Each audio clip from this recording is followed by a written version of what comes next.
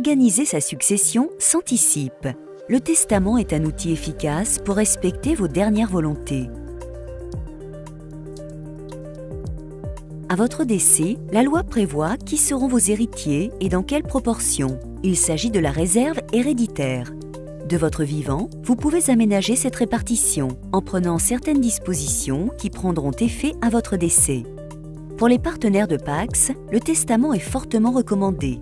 Contrairement aux époux, ils ne sont pas automatiquement héritiers l'un de l'autre.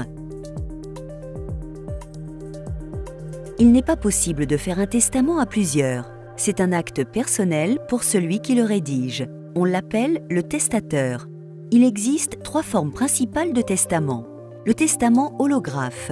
Il doit être écrit, daté et signé de la main de son auteur.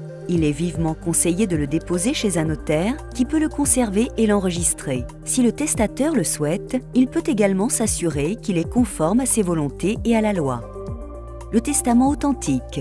Il est rédigé par le notaire lui-même, sous la dictée du testateur et en présence de 2 témoins ou reçu par 2 notaires.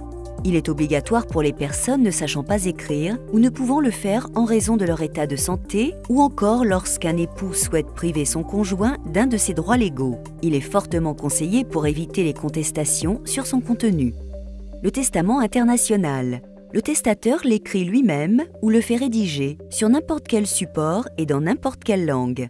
En présence de 2 témoins et d'un notaire, le testateur déclare que le document présenté est bien son testament, qu'il en connaît le contenu, puis il le signe. Le notaire et les témoins signent à leur tour le document. Le testament international est reconnu en France et dans tous les autres pays adhérents à la Convention de Washington du 26 octobre 1973. L'attribution de biens. Il est possible de prévoir le partage de ces biens entre ses héritiers ou des personnes ne faisant pas partie des héritiers prévus par la loi. On parle de legs. La désignation d'un exécuteur testamentaire. Son rôle est de faire respecter les volontés du testataire quant à la répartition de son patrimoine. La désignation d'un tuteur. Chaque parent peut, de manière séparée, et pour le cas où il décède en dernier, exprimer le souhait qu'un membre de la famille ou un proche recueille ses enfants mineurs ou majeurs incapables. La désignation des bénéficiaires d'une assurance vie. Dans ces cas-là, pensez à notifier à la compagnie que la désignation des bénéficiaires est contenue dans votre testament. Vous pouvez à tout moment modifier ou annuler tout ou partie de votre testament en rédigeant un nouveau. Attention toutefois à la compatibilité entre vos différents testaments. Le testament peut avoir été conservé par le défunt et ou remis à une personne de confiance. Au décès, il doit obligatoirement être déposé chez un notaire par celui qui le découvre ou le détient.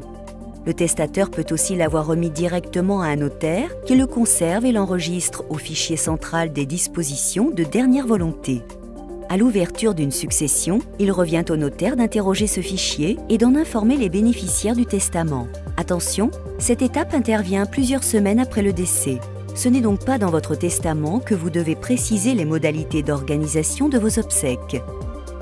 À chaque étape de votre vie, ayez le réflexe notaire.